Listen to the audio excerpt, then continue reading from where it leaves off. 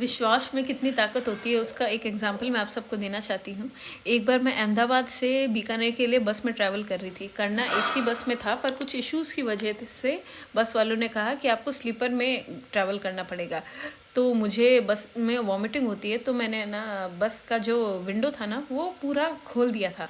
मतलब आप समझ रहे होंगे, इतनी बड़ी विंडो है तो उसका हाफ यूँ खुल गया और आधे साइड कांच था। पता नहीं, मैं सो रही थी, बस पता नहीं कौन से मतलब जगह से निकली, जगह नहीं कहेंगे, क्या बोलते, एरिया से निकली सॉरी, एरिया से निकली और वहाँ पर इतना बड़ा एक चट्टान का पत्थर, मतलब पहली बात तो विंडो वो है ना कांच का, पूरा टूट गया अचानक से।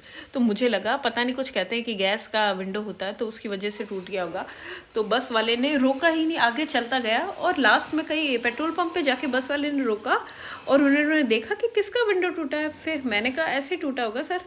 तो वो बता रहे नहीं है ना, यहाँ पर मतलब आदिवासी इलाका है तो ये लोग है ना ऐसा चट्टान का पत्थर फेंकते हैं और फिर बसेस रुक जाती है और है ना वो लूट लेते हैं। फिर देखा, मेरा एकदम पूरा पैर, मैं लेट कर बैठी थी ना, लेट कर सो रही थी, उसके जस्ट पास मेरा बैग था। मैं बैग हमेशा पैर के पास रखती हूँ, नीचे नहीं रखती थी।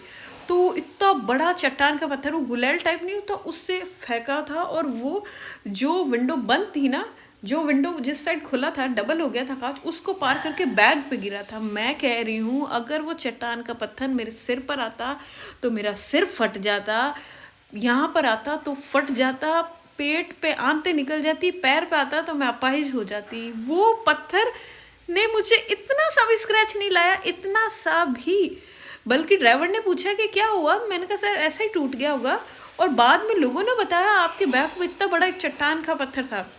मैं सच में कह रही हूँ, ऐसा नहीं है, आप लोग ऐसा मत सोचिएगा कि कंटेंट के लिए कह रही, मैं सच में कह रही हूँ, आप ऐसा मत सोचिएगा कि कंटेंट के लिए कह रही है।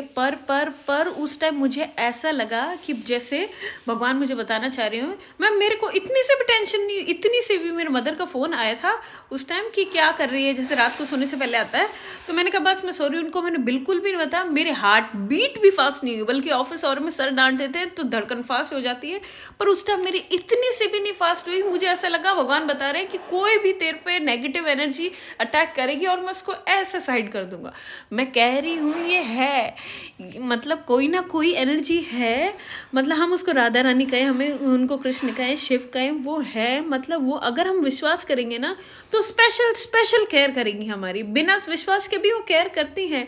पर मैं कह रही हूँ वो है, मतलब वो बहुत ध्यान रखते हैं हमारे। तो मैं कह रही हूँ जो चीज़ है ना, उस टाइम ऐसा लग रहा था ये ऐसा क्यों हो रहा है, ऐसा क्यों हो रहा है, और बाद में ना पता चलता ओ ये इस वजह से हुआ। मैं मतलब ऐसे इतने इंसिडेंट्स हुए हैं कि मेरे गिरधर ने ही बचाया मुझे। बस नाम जप करिए, कंटेंट के लिए हंसू नहीं आ रही है भाई, मैं बता रही हूँ। ये मैं है, जब भी इंसिडेंट्स बता रही हूँ ना तो मेरे को थोड़ा सेंटी हो जाता है। बस एक बार आप पूरा विश्वास करके देखिए, वो क्या है मुझे वो बोलना नहीं आता, कि हम इसका सुमिरन करेंगे, बाकी टेंशन इसकी। अब समझ रहे हैं ना, नाम जब खूब खूब कीजिए, बाकी टेंशन इसकी।